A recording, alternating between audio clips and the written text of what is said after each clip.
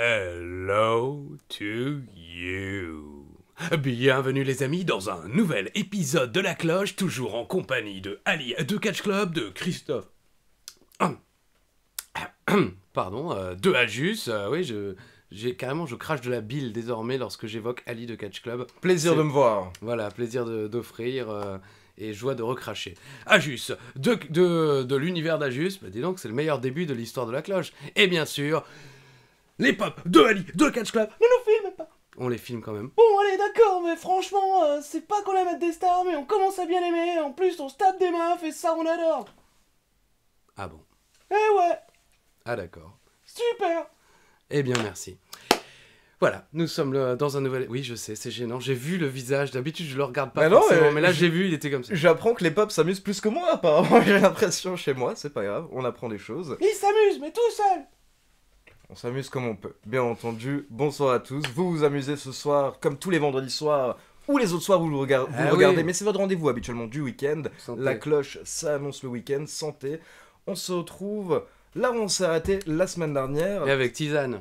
avec Tisane. Ouais, j'ai de la tisane, ouais. Tisane, pourquoi pas. Tisane à la menthe. Avec un Rendez-vous- peu de miel. Oui, rendez- alors je finis quand même mon histoire. Alors tisane, un peu de menthe, un peu de miel, évidemment, pour la voix, qu'elle soit suave. Et puis parfois, ça vous fait cracher n'importe quoi en pleine présentation. Ça marche bien. Rendez-vous. Rendez-vous justement à la cool, tisane, etc. Pépère, on est au Texas. Tisane, Texas, je sais pas vraiment si ça colle, mais on est au Texas en 2017, nous avons vécu le Royal Rumble. Au Texas, il y a que des taureaux et des... Et comme tu ne m'as pas l'air taureau sur les bords... Full Metal Jacket. Je ne préfère pas terminer parce que bien que ce soit une citation de film, ça reste quand même dur, violent et pas très 2021 dans l'esprit. Donc on était au Texas la semaine dernière, on a vécu le Royal Rumble, cette victoire de Randy Orton, qui j'avoue ne nous a peut-être pas méga chauffé, mais qui avait marqué quand même pas mal de monde dans les commentaires. Ouais, Certaines on se personnes fait insulter de plus en plus. Hein. Non, mais je le sais, je suis désolé. Après, vous comprenez, Moi, c'est pas nouveau. du haut de ses 10 ans, oui, voilà, lui déjà, c'est Catch Club, c'est pas nouveau. Du haut de ses 10 ans, il a vécu beaucoup de choses, moi aussi. Donc c'est vrai qu'il y a des victoires plus significatives que d'autres. Tu as pu remarquer mon mulet s'allonge de plus en plus, on ne le voit toujours pas à la caméra, mais ça devient. Le coiffeur arrive, ah c'est ça, bon Non, c'est peu. je ne crois pas. Enfin, en tout cas, le coiffeur se meurt. Croyez-moi, le Bientôt, jour où il va voir bientôt, ça... ne vous inquiétez pas. Non, mais on a l'impression, c'est parce qu'il y a à la fois un peu de mulet, mais en même temps, comme tu as ces cheveux noirs, j'ai l'impression d'être dans un pays du Ça Moyen-Orient. me fait penser à Merwan de Top Chef en plus qui disait que tous les fans de catch ont des mulets, etc. Si là il me voyait le mec, ce serait vraiment Ah bah, là, le cliché, ah le oui. cliché. Donc, Ouais, je me demande si à tout moment il va pas me sortir du safran, vous voyez, proposer des épices de toutes sortes. On est sur la route des épices. la caverne bien entendu, de Baba Ali. Donc, où était déjà le Royal Rumble? Alamo Dome. Alamo Dome. Oui, au Alamo Dome, exactement, à quelques encablures du fort Alamo, un célèbre point historique de San Antonio. Vous avez pas pu vous faire une petite visite? Si, nous sommes allés au fort Alamo, bien sûr. Oui, on a visité cette belle petite ville de San Antonio. Franchement, moi, j'aime bien San Antonio. C'est pas la ville la plus incroyable de l'histoire, mais c'est sympa. Ok. Je connais très peu le Texas. On l'a découvert un petit peu grâce justement à ce voyage, mais voilà, San Antonio, sympa à voir. Tout le contraire de Laredo, Texas. Laredo, Texas, c'est un petit peu voilà, Schiltigheim pour les Alsaciens, Raninghem en web pour les gens du Nord, et je sais pas moi, Martigues, même si j'ai eu de la famille à Martigues, donc j'aime beaucoup cette petite ville pas loin de Marseille. Donc, Laredo, Texas, 250 km de route entre San Antonio et Laredo, 250, 270 selon le chemin que tu prends. Comment ça se passe? J'aimerais vraiment être précis au niveau des horaires. Je veux dire donc, le Royal Rumble se termine vers quoi? 23h minuit? Dimanche soir? Comment tu le vis toi? Comment tu dors? À quel moment tu te lèves? Etc. Qu'on vive un petit peu ce moment avec toi. Ah bah écoute, oui, ça se termine, je pense, 23h, minuit, le temps de partir. Encore une fois, vous l'avez vu dans l'épisode de la semaine dernière, le Alamo Dome était à portée de vue de notre hôtel, donc on a pu rentrer à pied, si je ne me trompe pas. Peut-être qu'on a fait nos divas et qu'on a commandé un Uber, mais j'en doute. Je pense vraiment qu'on est rentré à pied, c'est pas Pour loin. 200 mètres. Ouais, il y avait un peu plus de 200 mètres, et puis t'es quand même un petit peu fatigué. Ah, La ouais. journée a été longue, mais non, je pense qu'on est rentré à pied, ça permet de prendre l'air, et puis après 3-4 heures de commentaires, c'est quand même, physiquement, c'est pas si facile, entre guillemets. c'est moins, mais c'est un petit peu comme ces chanteurs qui sortent des concerts. Je suis pas particulièrement fan de Johnny, mais quand il sortait d'un concert, on sentait qu'il avait donné beaucoup de choses. Nous, c'est un petit peu pareil. Quand on commente, surtout un Royal Rumble, où on gueule pas par-dessus la troisième corde à toutes les éliminations, mais on donne un petit peu d'énergie. Donc, le côté prendre l'air, marcher tranquillement jusqu'à l'hôtel, c'était peut-être une bonne chose. Moi, je pense qu'on va se coucher immédiatement parce que on sait que derrière, va falloir enchaîner et qu'on va partir tôt le lendemain matin. Donc, on n'est pas non plus parti à 5h du mat. Chéreau est un rouleur, donc il aime conduire. Tous ceux qui se sont dit, oh là là, bon, Chéreau, il m'effue, qu'est-ce qui se passe il prend un 10. Non. Chéreau, il conduit. Et donc il savait que voilà, 250-270 km selon la route choisie, c'était pas non plus... c'est rien, Oui. surtout par rapport aux États-Unis, Oui, c'est vrai. où on sait que ça peut vite devenir 800 bornes entre deux villes qui sont soi-disant proches pour les Américains. Donc là, c'était tranquille. Mais on est quand même parti le matin parce qu'on devait aller à notre hôtel sur place à Laredo et puis rejoindre les vestiaires d'Euro pour des interviews. Donc je pense qu'on est parti vers 8h du matin. On est allé dans une station-service, faire le plein de la voiture et puis prendre quelques petites victuailles pour la route. Chéreau, il aime bien avoir un petit paquet de n'importe quoi qui commence à bouffer tranquillement, prendre une petite boisson à l'américaine, quoi. Je pense que peut-être Chéreau a pris un café, même s'il n'est pas très café. Coke. Voilà, tranquille sur la route, t'as vu, dans son whisky Coke avec le whisky dans le petit sac en papier, quoi. Non, évidemment que non. Mais voilà, moi j'ai dû prendre un Coca Zéro. Notre ami Philippe a dû prendre un Mountain Dew peut-être à la... Comment ça s'appelle ? Il adore ces boissons avec ce goût que moi je déteste. Cranberry, blueberry. Non, pas ces berries-là, non. Non, les trucs... ginger ale. Ok. Donc moi je déteste ça, mais Philippe adore, donc je pense qu'il a dû prendre ça. Et donc on a fait la route. Chéreau, très malin, on s'était dit en amont, allez, il avait une GoPro, je pense qu'il l'a toujours d'ailleurs, et il l'avait bien installée dans la voiture, entre nous comme ça, entre nous, afin de pouvoir filmer tout ce périple. Ce qui était quand même une très très bonne idée, quoi. Petit road trip, 2 mecs bourrés au Texas. Exactement. Non, mais c'était la première fois qu'on faisait... On avait fait de la route ensemble parce qu'on avait déjà fait le show de la ICWA Révolution 4 à Lille. Donc on avait fait Paris-Lille. Bon, tu me diras, Paris-Lille, c'est pas grand-chose. C'est 200 et quelques bornes. À peu près la même chose, finalement. Et donc l'aller-retour, on avait fait le tournage de Catch-moi si tu peux. C'est pareil, c'est Philippe qui m'avait conduit. On avait fait les nuits du catch, j'en avais parlé dans un précédent épisode de La Cloche, ou dans des cinémas, on avait tourné un petit peu dans toute la France, et Chéreau conduisait beaucoup, donc on avait déjà fait de la route, mais là c'était un peu le côté États-Unis, grands espaces, Texas, quoi. Et c'est vrai que c'était assez dingue, parce que sur cette route, on a quasiment croisé personne. T'as un petit peu d'autoroute, mais après t'as des immenses et longues routes où il n'y a rien, à droite, à gauche, il n'y a rien, et puis tu roules, et c'est assez impressionnant finalement. Effectivement, il y a vraiment ce côté américain, route 66, même si on n'était pas du tout sur la route 66, mais c'était vraiment sympa. Et on avait donc cette GoPro qui filmait tout. Et évidemment, allons-y, passons les premiers extraits de ce voyage maintenant. Eh bien non, puisque Philippe Chéreau avait mal fait le branchement. Donc c'est seulement en rentrant en France... Donc pendant tout le voyage, on s'adressait à la caméra, on faisait des lancements et tout, t'avais deux connards. Ça va être génial. Oui, non, mais on jouait le jeu. Enfin, tu vois, il y avait un côté, on faisait des lancements, ouais, là, on se retrouve à truc, on parlait à la caméra, on se parlait entre nous comme si on savait que vous nous regardiez, donc on se vous voyait, on se faisait des vannes. Bon, ça a un petit peu rendu le voyage un peu plus joyeux, mais en fait, rien n'a été enregistré. Enfin, si, c'était enregistré, mais flou et sans son. Donc, merci Philippe Chéreau, et qui n'a vérifié qu'une fois arrivé à Paris. C'est genre 10 jours après qu'il m'a dit, tu sais quoi, j'ai regardé, alors c'est bien. Ça n'a rien enregistré, enfin si, mais flou et sans le son. Et croyez-moi que quand vous connaissez Philippe Chéreau, ce qui est mon cas, voilà, c'était le plus déçu des deux, parce que Philippe est vraiment à fond dans la technologie et ce genre de choses, ça le stresse. Donc voilà, Chéreau, très déçu, et évidemment, vous auriez eu des images, bon, pas incroyables, puisque c'était dans la bagnole, donc c'était simplement des images de route, mais on s'est beaucoup amusé, en fait, on mettait la radio, on chantait en même temps, Philippe qui connaissait pas les i, qui chantait et tout. Moi, j'aime bien faire ça, chez moi, je m'ennuie, tout seul, je zappe, et je réponds à la télévision. Et là, je l'ai fait avec la radio et ça marchait de ouf à tel point que Chiro était impressionné, quoi. Il me dit, oh putain, mais c'est incroyable! On dirait que t'avais préparé ton coup et tout, parce que je disais un truc et je changeais de radio et la radio me répondait et je répondais. Enfin voilà, c'était complètement fou. Mais bon, à raconter, c'est de la merde puisque on n'a aucune image d'illustration. Le matin, quand vous quittez l'hôtel, parce que tu étais à l'hôtel pour le Royal Rumble avec les autres commentateurs, j'imagine, des autres langues, même hôtel. Je ne crois pas. Ah non? Non. En D'accord. général, les commentateurs des autres langues sont dans le bon hôtel, D'accord. pas le nôtre. Non, nous, on a des très bons hôtels aussi, hein, mais non, en général, les commentateurs des autres langues, les officiels donc de la WWE, quand les Italiens venaient, on était dans le même hôtel que les Italiens, tu vois. Mais les Allemands des États-Unis, les Japonais, les Indiens, les Chinois et les Russes, qui étaient extrêmement sympas aussi d'ailleurs, eux étaient souvent dans l'hôtel des superstars.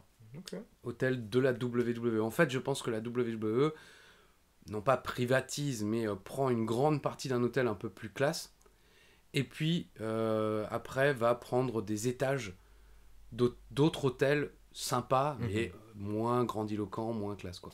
Et donc nous, on est plus ou moins considérés comme des partenaires, donc on sera dans les mêmes hôtels que des journalistes allemands qui viennent d'Allemagne, il y en avait un qui venait toujours pour Bild, qui est un célèbre magazine allemand, ou un néerlandais, enfin voilà, des mecs que je retrouvais à chaque fois et avec qui on est devenus un peu potes parce qu'on se retrouvait à chaque voyage, quoi. Oui, donc c'était pour préciser que le matin, c'est vraiment pas de organisation WWE, non, se non. suit ou quoi que ce soit. On se suit. On se suit. Ouais, on se donne rendez-vous là, au Place La République, je mets les warnings et on y va. Putain, il est où Gérard là? Putain, je l'ai perdu derrière une camionnette. C'est Vince qui parle comme ça. Mais carrément là, carrément.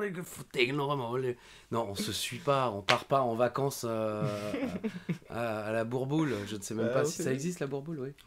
On ne sait pas. Je voulais dire la salut. Baule, mais la Baule ça fait trop classe et j'ai jamais mis les pieds ni à la Bourboule d'ailleurs, ni à la Baule. Bon, voilà, non, c'est pas un petit voyage entre potes. C'était Philippe et moi, on se gérait en fait. On avait l'hôtel qui était réservé à Laredo, Texas. On avait 1 heure d'arrivée au vestiaire de Raw pour nos interviews et c'est tout. Entre les deux, vous faites, Débrouillez-vous, voilà, voilà. vous faites comme vous voulez ou comme vous pouvez, quoi. Yes. Mais bon, donc la route se passe plutôt bien jusqu'à quand même à ce qu'on se fasse arrêter par les flics. Bon, évidemment, heureusement. Le whisky parce coke. que, voilà, et on se dit on a été dénoncé. Et on se rend compte que c'était the Border Police. Donc la douane américaine, quoi. Et là, on commence à se dire, putain, mais... Parce que il faut comprendre que Laredo, San Antonio, tous ces noms, bah, vous l'entendez, ils ont des consonances hispaniques, pour la bonne et simple raison qu'on est très proche de la frontière mexicaine. Bien sûr. Et on n'avait pas de GPS dans la caisse. Je pense qu'il était en option, et notre chère chaîne de télévision s'est dit non, pas besoin. Mais à un moment, on s'est dit, putain, mais on est passé au Mexique, qu'est-ce qui se passe? Donc les mecs nous arrêtent et tout. Alors tu sais, c'est comme dans les films, quoi. Tu te fais arrêter par la police américaine. Donc en France, bon, bah, tu peux te descendre de la caisse ou quoi aux caisses, justement.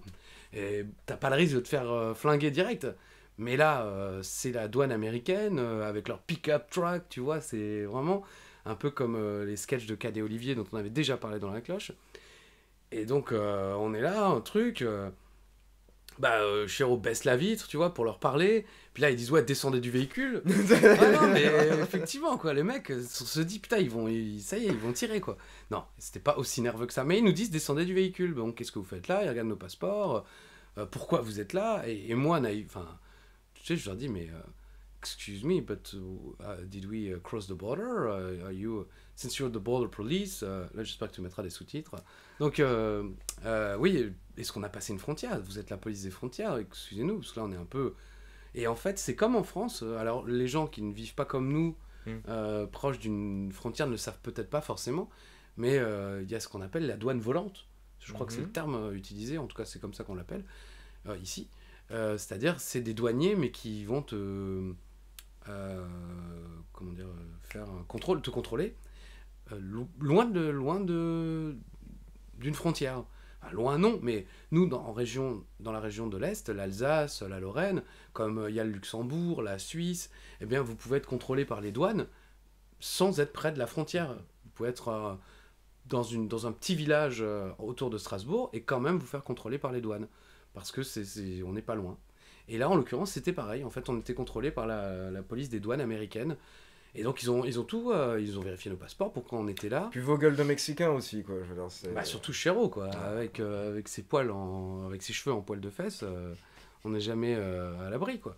Mais et donc, non, ils nous ont fait ouvrir le coffre, ils nous ont fait ouvrir les valises, tout ça. Enfin, ils se demandaient, on leur disait non, mais nous, c'est WWE, for over 50 years, the revolutionary force in sports and entertainment. Then, now, forever, vous Yeah, connaissez you pas, know, quoi. The Fiend, in like 2 years, no? Non, mais bon, finalement, ils étaient sympas. On n'a pas pris de photos ni rien. Hein. C'était quand même un contrôle des douanes.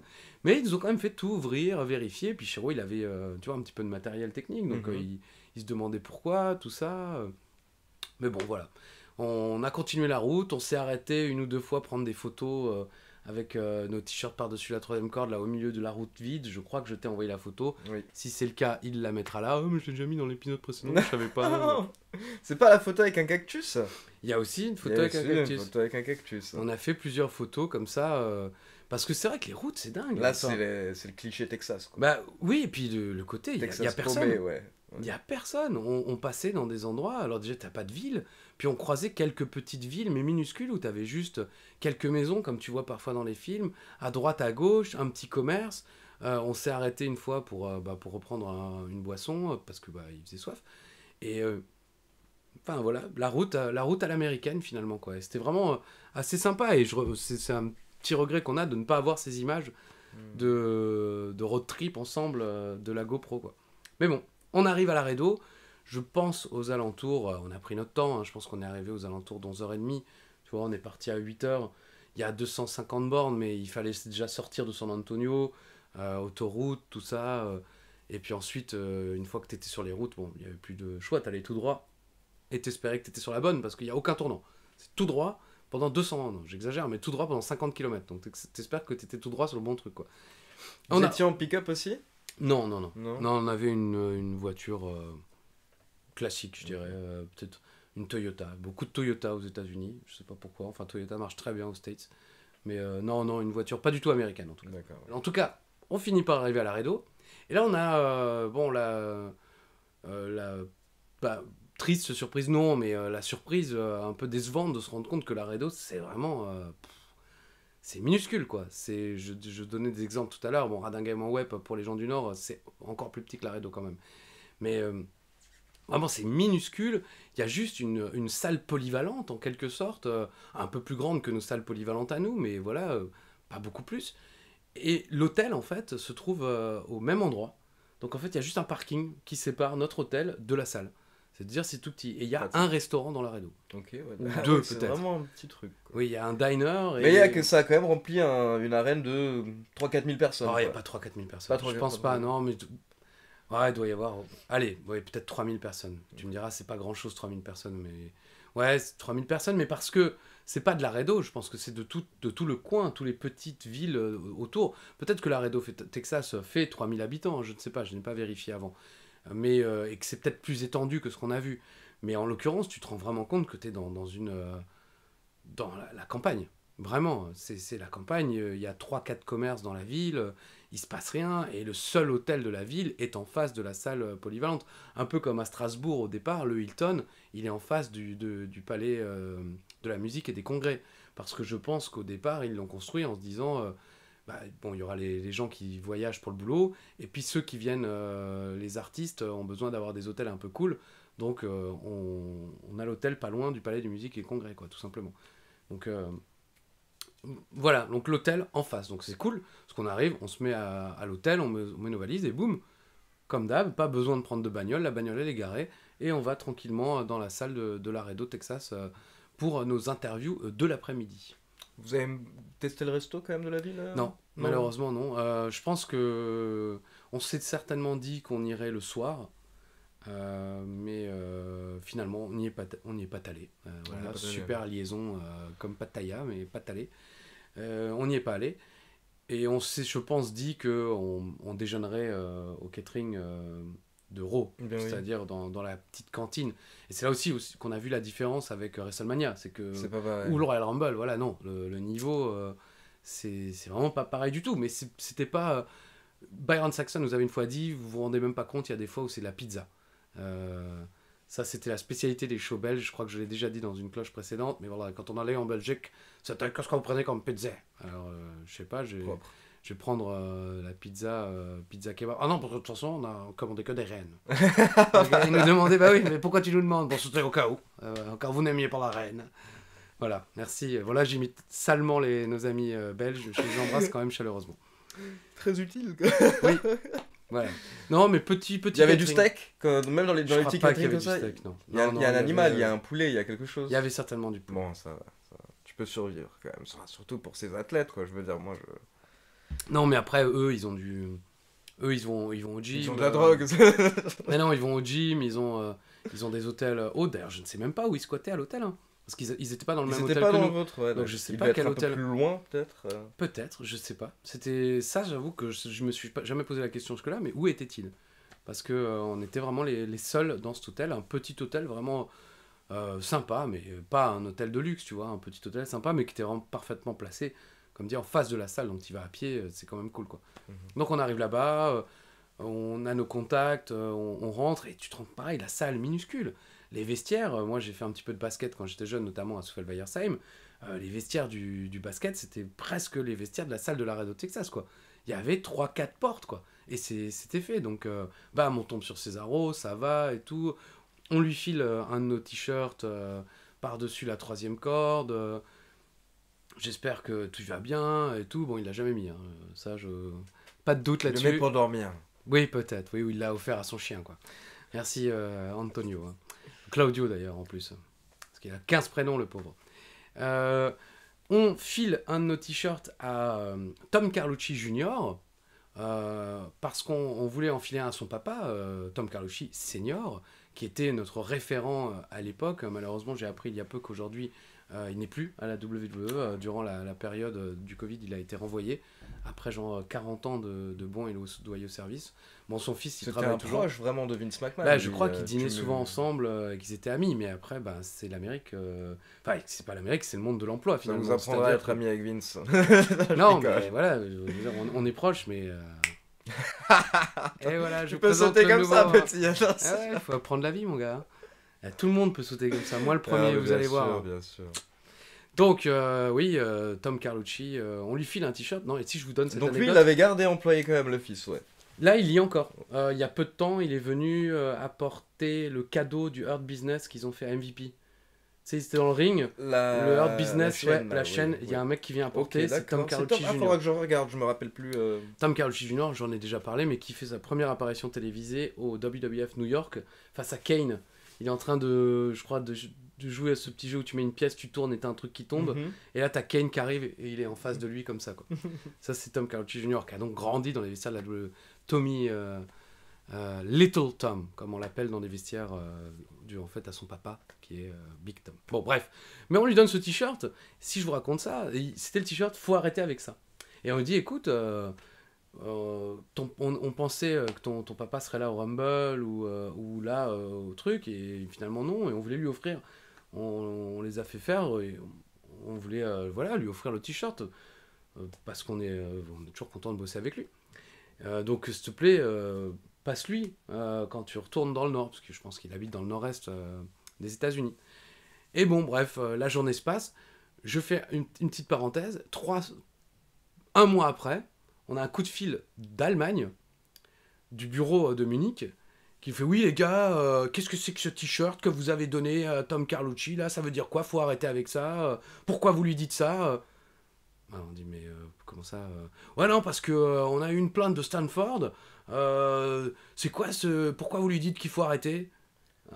Alors non les gars, non, faut arrêter avec ça. En fait, c'est une phrase de Philippe que les gens aiment bien, donc on se dit on va faire quelques t-shirts. Et comme on aime bien Tom Carlucci aussi, on se dit on va lui en offrir un. Ah d'accord. Non, parce que faut faire attention, hein. Ah bah oui, maintenant on va faire attention, oui, excusez-moi, ouais. Donc tu files un t-shirt à Laredo, Texas. Le truc, ça va jusqu'à Stanford, Connecticut.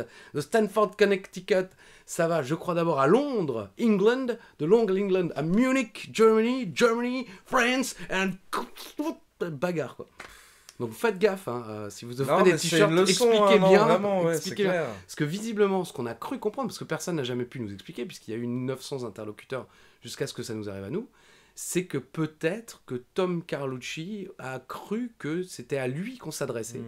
Et qu'on lui disait, faut arrêter avec ça. Sauf que lui, évidemment, il s'est dit, mais de quoi, qu'est-ce qu'il faut que j'arrête ces connards?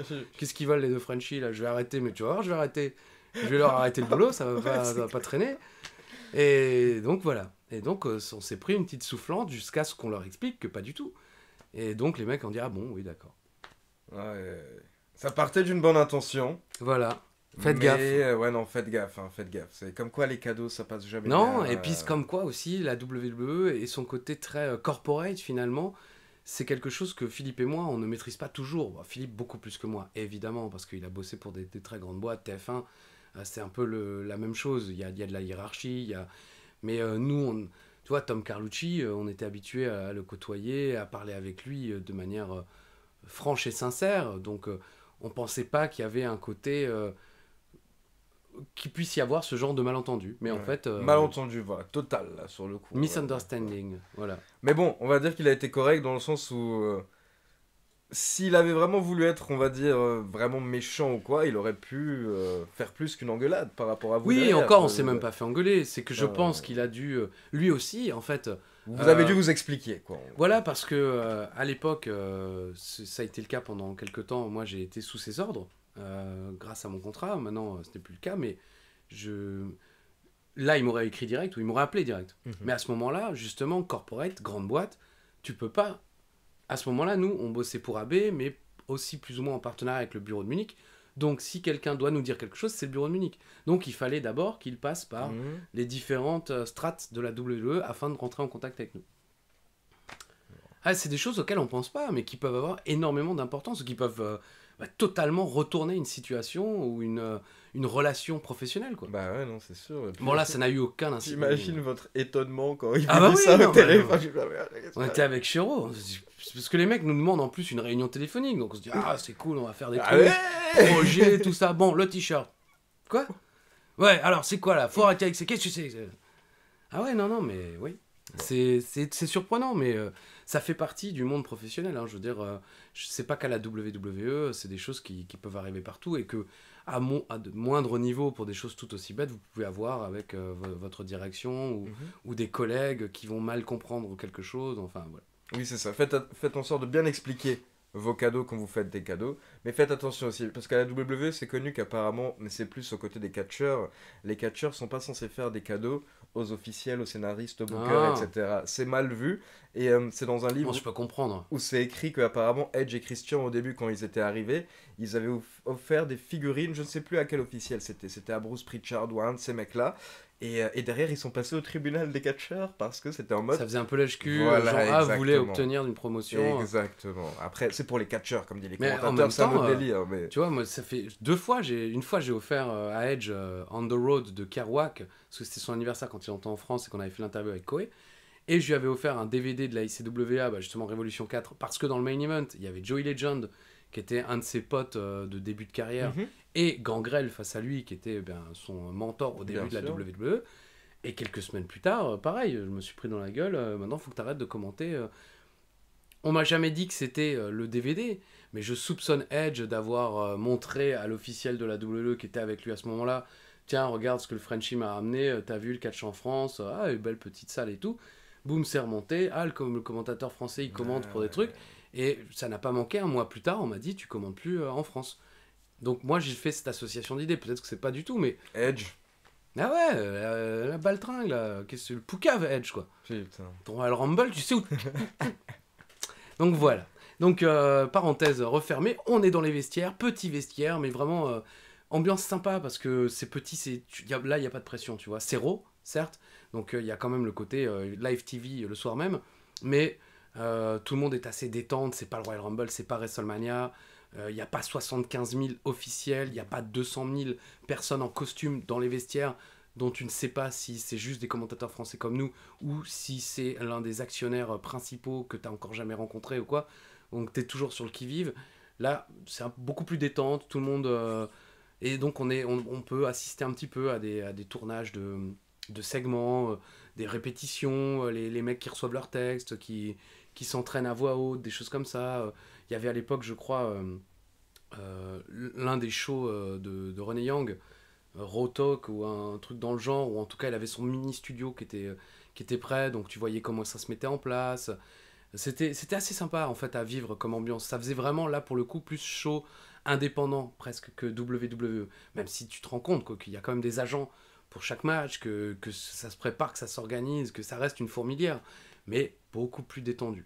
On attend beaucoup durant cette journée. Je crois qu'on fait Charlotte Flair. Cette interview qui... Vous faites... Oui, d'accord. Cette interview qui nous marquera avec Philippe parce qu'on se rendra compte que Charlotte, à ce moment-là en tout cas, était extrêmement timide. C'est cette photo où on est à genoux autour d'elle.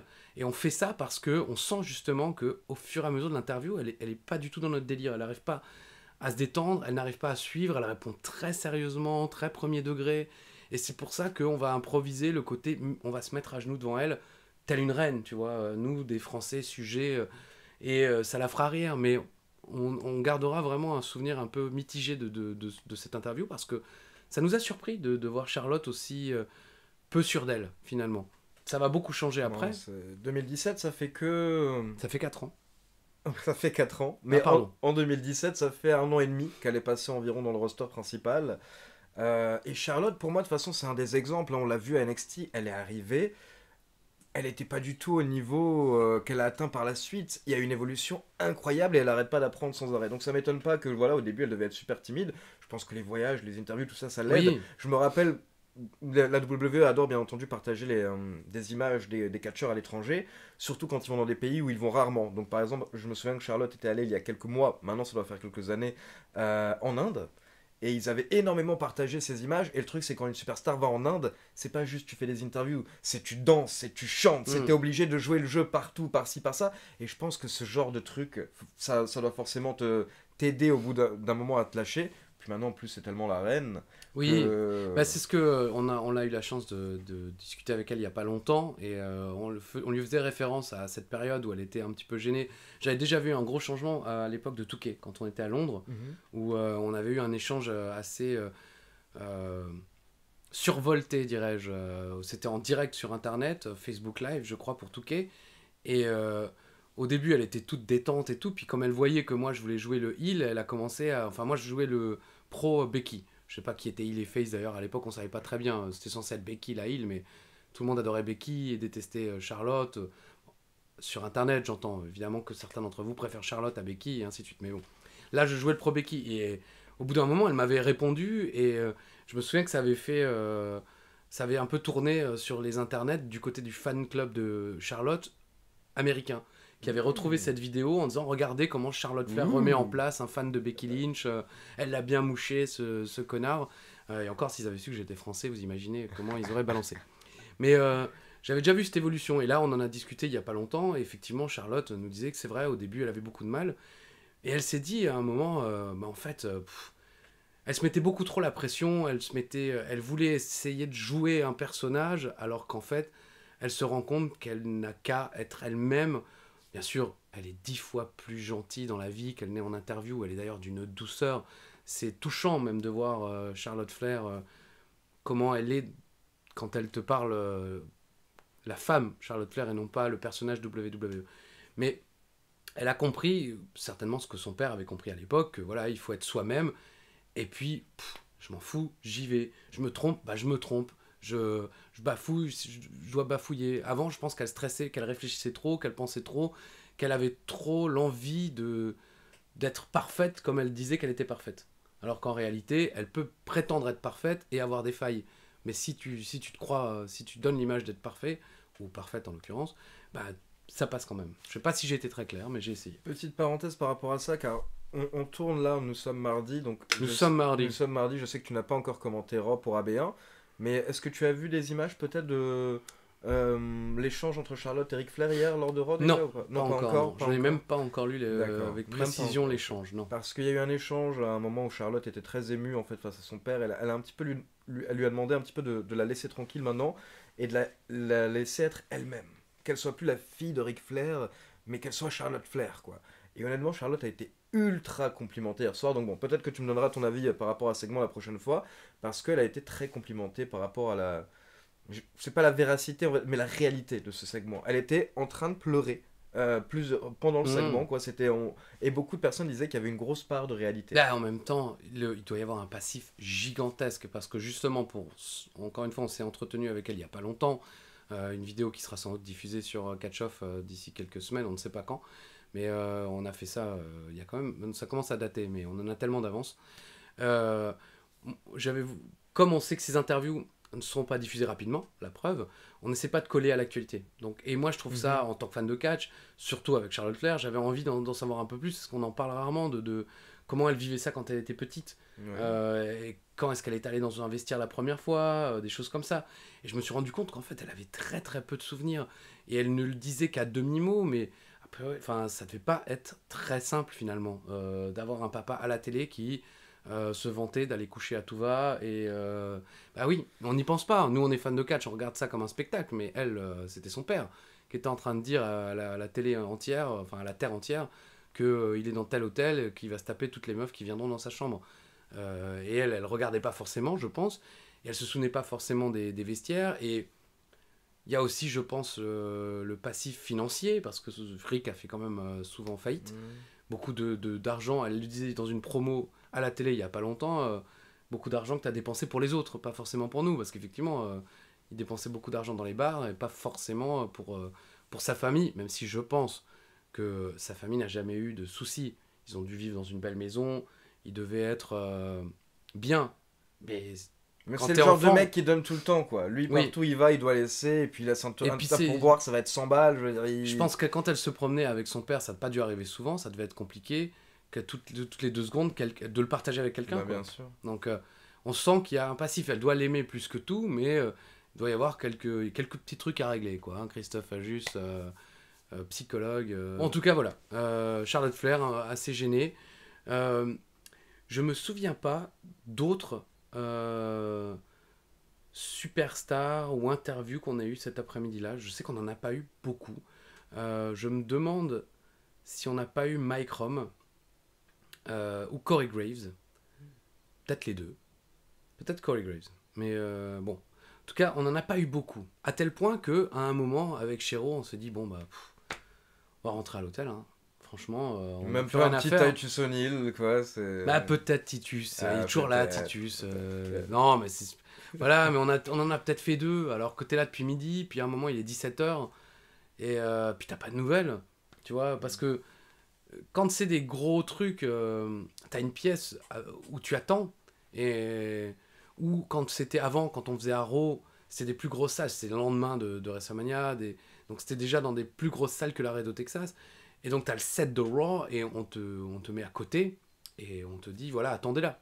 Et l'officiel babysitter de la WWE va chercher quelqu'un, revient avec, on fait le truc, ils s'en vont, ils reviennent, bam bam, mais on est là à côté du set de Raw. Là, on était un petit peu entre deux eaux dans ces petits vestiaires. En plus, comme dit, il y avait quasiment pas, à part ce qu'on appelle les agents, c'est-à-dire ceux qui gèrent les matchs avec les superstars, il y avait quasiment pas d'autres personnes que les superstars et les agents. Les arbitres, bien sûr, et les gens de la technique.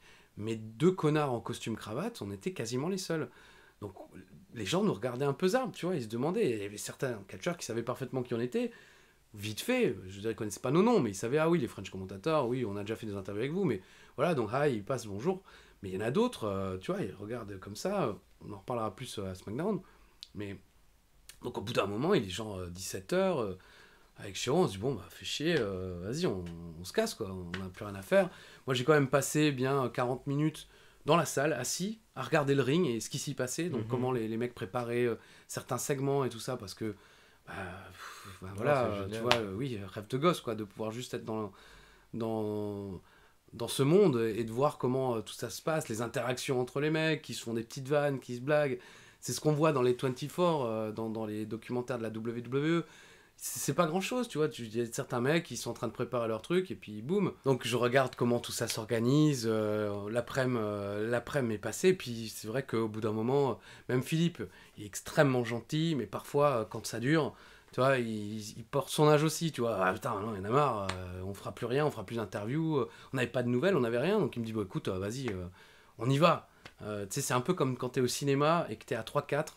Ça nous est arrivé plusieurs fois avec mes potes à l'époque où on avait la carte illimitée et que tu tombes sur un film que t'aimes pas mais tu veux pas te barrer tout seul parce que t'es à 3-4. En général, en plus, vous êtes arrivé avec la même bagnole. Donc tu vas pas partir tout seul du ciné. Donc ça m'est déjà arrivé que il y en a un qui dit à l'autre, bon, on se casse. L'autre il dit, ouais, attends, on se casse. Et l'autre il dit, ouais, attends. Sauf qu'il passe jamais le truc au 4e. Et donc tu vas jusqu'au bout du film et à la fin, putain, mais qu'est-ce qui s'est passé là? On devait se barrer. Mais personne ne me l'a jamais dit. Mais putain, tu lui as pas. Non, mais je croyais que vous lui. Enfin, et voilà, et tu restes jusqu'au bout du film. Et là, c'est un peu pareil. Philippe, il allait pas se barrer tout seul. Donc il me disait, bah écoute, franchement, là, moi, j'ai faim. Je sais même pas si je vais aller regarder Raw ce soir. Parce qu'il y a quand même la fatigue, mine de rien. Je sais que ça paraît con, mais décalage horaire. Quand tu vas dans des pays aussi lointains, même si ce ne sont que les États-Unis, il y a quand même pas mal d'heures de décalage horaire. Et en général, on n'a pas le temps de s'y faire, puisqu'on arrive, on fait bam des interviews, bam on commente, et il faut tout de suite te remettre dans le rythme, parce que tu dois te lever tôt, tu te couches tard. Donc c'est compliqué de trouver le rythme. Et en général, au bout de 3 jours, c'est là que tu tombes de fatigue, parce que ton corps, à un moment, il te dit, bon, maintenant, de toute façon, t'es fatigué, quoi. Il est peut-être que 5 heures, mais t'as envie de te coucher pour faire ta nuit, quoi. Donc je lui dis, hop, vas-y, c'est effectivement, hop, vas-y, hop là, l'Alsacien que je suis, il lui dit, hop, on y va. Et donc, on retourne à l'hôtel, tranquillement. Moi, je prends ma petite deuxième douche de la journée, parce que pour faire taire les rumeurs américaines qui disent qu'on pue et qu'on n'est pas propre. Quand on est aux États-Unis, vu qu'on travaille dur et qu'en général, on est habillé en costume et il fait souvent chaud, donc tu transpires, tout ça. Donc moi, j'aime bien rentrer, enlever le costume et puis prendre une douche, mettre ma petite musique... cover of the Rolling Stone et ce genre de trucs dans ma petite chambre d'hôtel, je suis bien, tu vois, là c'est dans ces moments-là où je me dis, putain, la vie est belle, quoi. Je viens de faire le Rumble, on vient de passer l'après-midi dans les vestiaires d'Euro, et en général, il y a des... comment ça s'appelle, des peignoirs. Bon, et s'il n'y en a pas, je m'en fous, je prends les grandes serviettes, j'en mets une autour du dos, une comme ça, et je me prenne dans la chambre, tu vois, c'est comme dans les films américains des années 80, je me fais le clip, je chante en même temps et tout. Puis tout d'un coup, SMS. Hey guys, we're ready to do your insert for Raw. Let me tell you where you are so we can start right now. Quoi? Là, je suis à poil en serviette, et quoi? Start right now. On est prêt à tourner votre insert pour Raw parce que voilà, c'est quelque chose qu'on avait pas oublié, mais on s'est dit, ils le feront pas. Parce qu'ils nous l'avaient pas confirmé, donc on savait pas, et on se rendait bien compte qu'on les faisait un petit peu chier. Hein. Je crois que ce sera la dernière fois qu'on fera ça parce que c'est pas nous qui les faisons chier, hein. C'est notre présence. Ça aurait été quelqu'un d'autre, ça aurait été pareil. C'est qu'ils ont tellement de choses à penser, qu'ils ont autre chose à foutre que d'organiser ça pour 2 Français à la con, pour un truc dont ils ne verront jamais le résultat parce que ça ira sur le marché local en France. Et en fait, on s'était dit qu'ils le feront pas, c'est-à-dire la petite vidéo qu'on tourne sur le décor Raw qui dit « Mesdames et messieurs, nous sommes à Laredo, Texas ce soir. Bienvenue pour #CatchRaw. Réagissez parce que le show commence maintenant !» Et voilà, boum, c'est tout, 30 secondes. Et on s'était dit, ils le feront jamais. Et là, il est 19h. Et ils nous disent, bah on est là, on est prêt. Le set de Raw est prêt pour vous. Qu'est-ce que vous êtes où? Oh putain. J'appelle Chiro, t'as eu le SMS? Bah non. Bah regarde, oh putain, qu'est-ce qu'on fait? Bah on y va, on y va, putain, on y va. Donc on se rhabille en 2-2, Chiro il retrouve pas sa cravate. Donc on arrive là-bas, ouais guys, sorry, we went to the hotel, we thought voilà, on est désolé, on pensait qu'on allait pas le faire.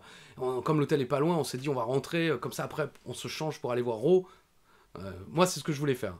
Mais parce qu'en plus, nos places pour Raw, dans le public, elles étaient au desk extérieur. C'est-à-dire que de toute façon, on devait quitter les vestiaires et puis revenir comme quelqu'un du public normal et récupérer nos invités. Genre, on va dire, ouais, nous sommes Philippe et Christophe, on vient récupérer nos billets.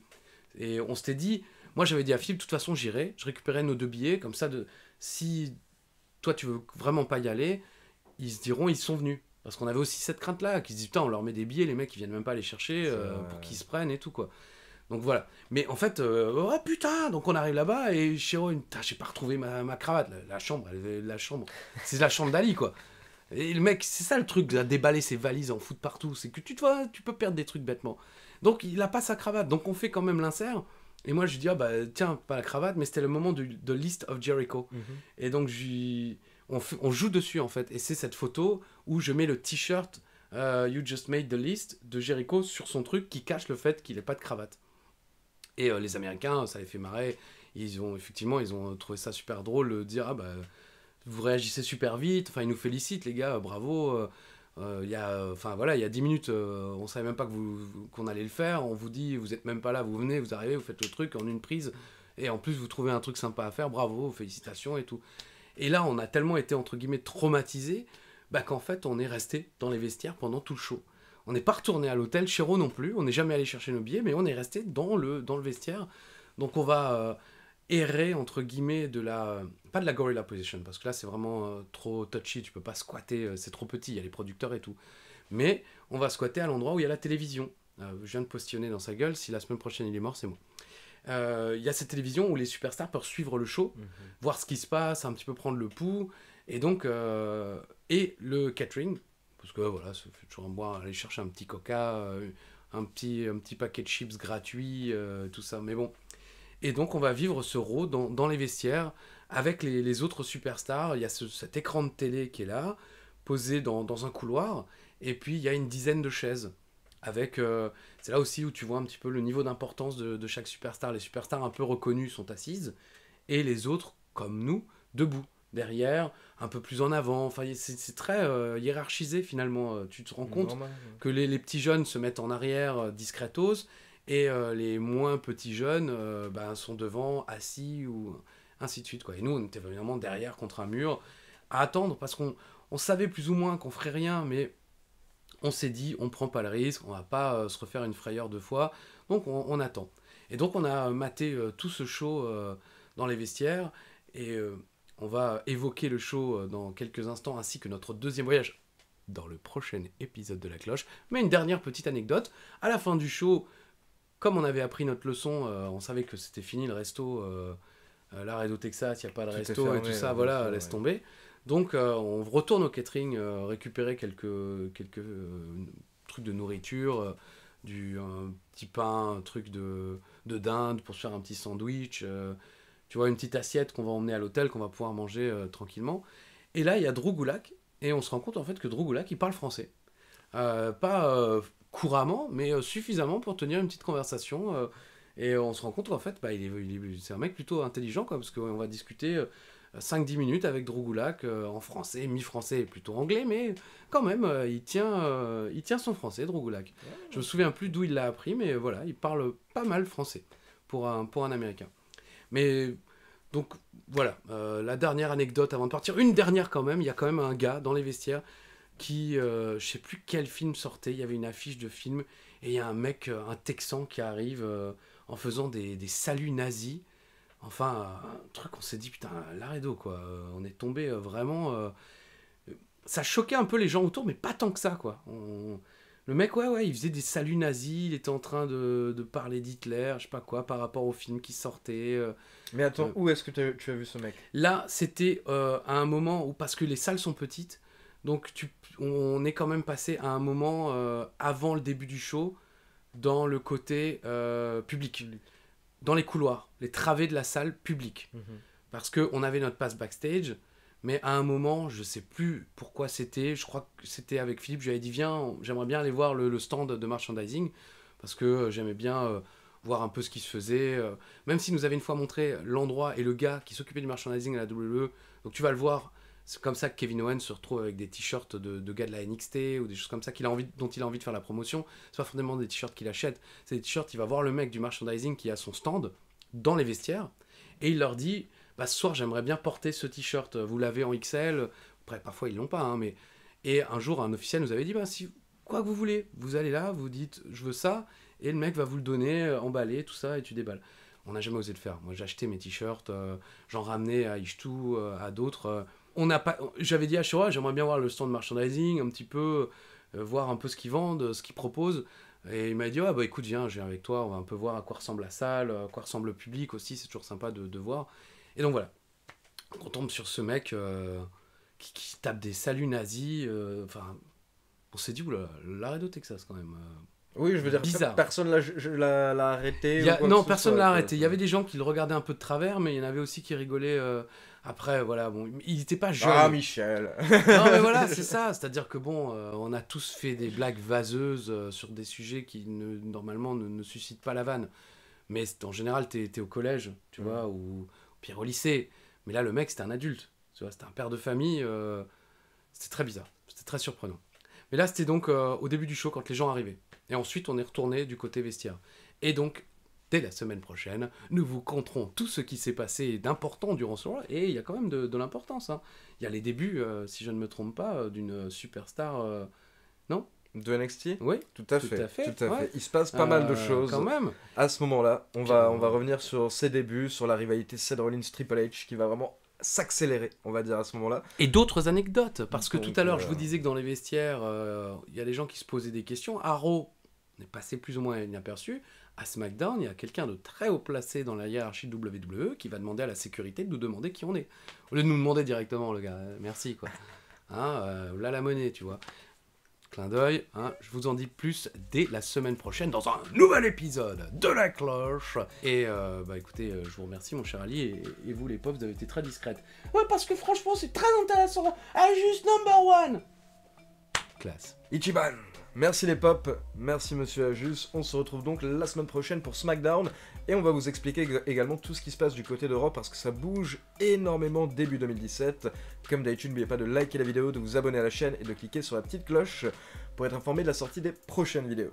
Et comme le disait Édouard Carpentier, toujours accompagné de son regretté partenaire Guilloré, À la semaine prochaine, si Dieu le veut.